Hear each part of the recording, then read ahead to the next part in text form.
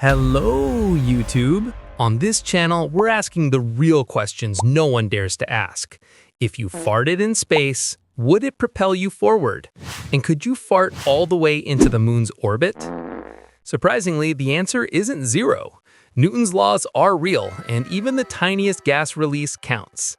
That also includes an astronaut farting in Earth's orbit. So yes, we're going to take this seriously. You can actually calculate how many farts an astronaut needs to get to the moon. Listen, guys, the scenario is quite simple. Imagine this. Our astronaut puts on his bulky spacesuit, with fart propulsion flaps, of course, gets out of the ISS, and begins a routine spacewalk. He's floating in the endless vacuum of space, and then suddenly, the cosmos trembles ever so slightly. A mysterious, somewhat wet, somewhat gaseous rumble erupts from his backside. In a historic first, humanity's tiniest rocket ignites in outer space. He ripped a big one. In the vacuum of space, there's no air to push against, no friction, no drag. Just you, your gas, and pure physics. Therefore, Newton's third law applies without restrictions. For every action, there's an equal and opposite reaction. So the tiny release of flatulent gas will push our astronaut in the opposite direction. His orbit changes, ever so slightly. While the shift in orbit is minimal, it's definitely measurable. Eventually, it could pose a serious problem for both him and the crew. He's now slightly off course, relative to the space station. It's not unlikely to assume that our delicious space burrito produced a little more gas than usual. When I used to work at Taco Bell, we used to call this situation a code brown, so to speak. So a very important question can then be posed next. Could many repeated gas emissions actually push our spacemen out of Earth's orbit all the way to the moon? And the answer might surprise you more than you'd think. Because let's face it, an astronaut's bean burrito fart isn't just funny. It's also literally a micro-propulsion event in the vacuum of space. The amount of gas, its velocity, and his own mass all factor into how far he moves. Fractions of a millimeter per second may not sound like much, but in orbit, even the tiniest nudge changes your trajectory permanently. Every detail of the unfortunate gas propulsion event will impact our math. Assuming the burrito did him dirty, we can expect a series of repeated emissions, a literal sequence of microscopic rocket burns, not one propulsion event, but many in a row. Suddenly, the absurdity becomes a physics problem.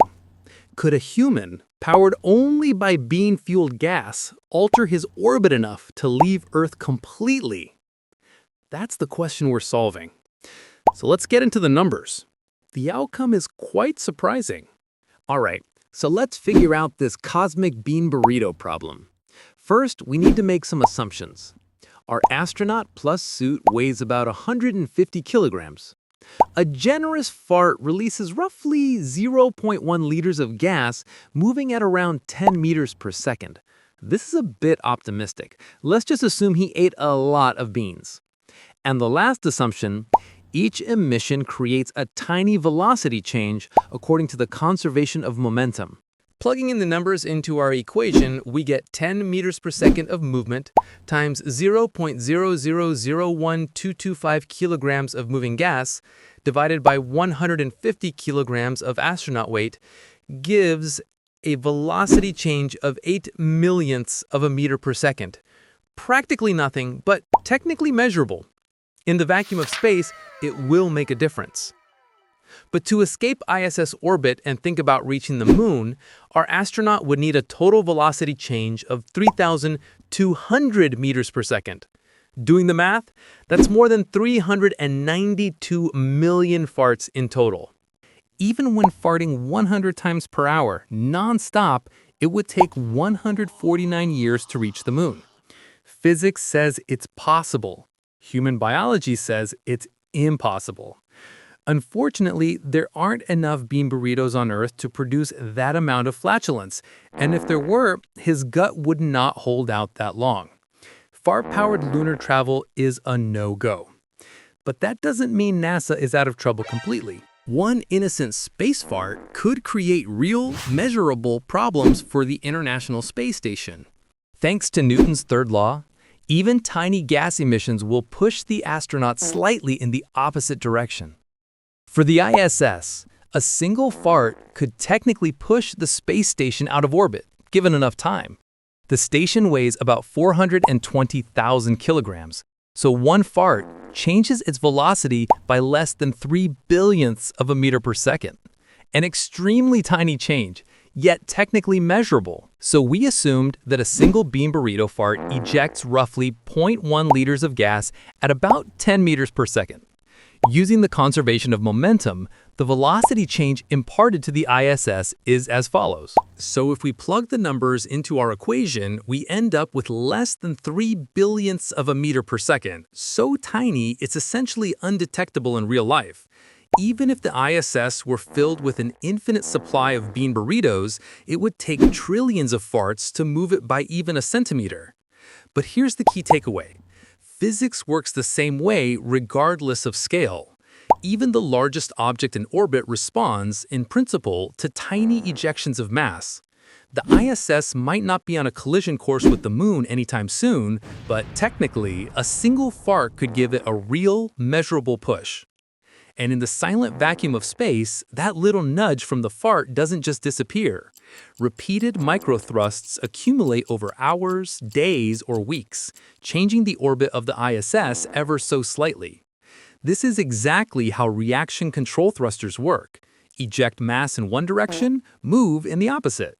The difference? Instead of precise fuel bursts, we're imagining an uncontrolled burrito gas explosion. So given the stinky situation, NASA, ironically enough, will be forced to recalibrate the ISS to its original orbit.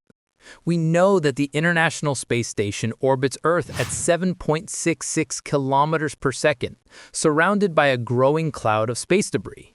Old satellites, rocket stages, fragments from collisions, traveling at kilometers per second. Tiny nudges from repeated farts could slightly shift the station's orbit, increasing collision risk, even if only microscopically. NASA might not use beans as rocket fuel yet, but the physics checks out. Every emission counts. The universe doesn't care where your thrust comes from, only that it exists. So yes, in theory, this means you could absolutely fart your way to the moon. You can even nudge the ISS out of its original orbit by simply ejecting some space farts.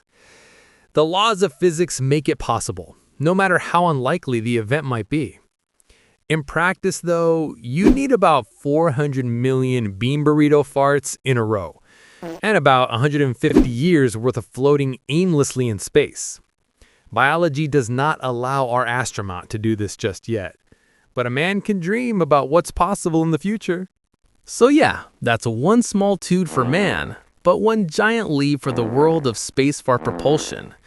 Guys, thank you all so much for watching this video. Give it a like if you learned something, or if this made you laugh. If you enjoyed our little space burrito adventure, make sure to subscribe and leave a comment about what crazy topic I should cover next. We got a lot more interesting spaced out questions to answer. See you all in the next video. Peace out.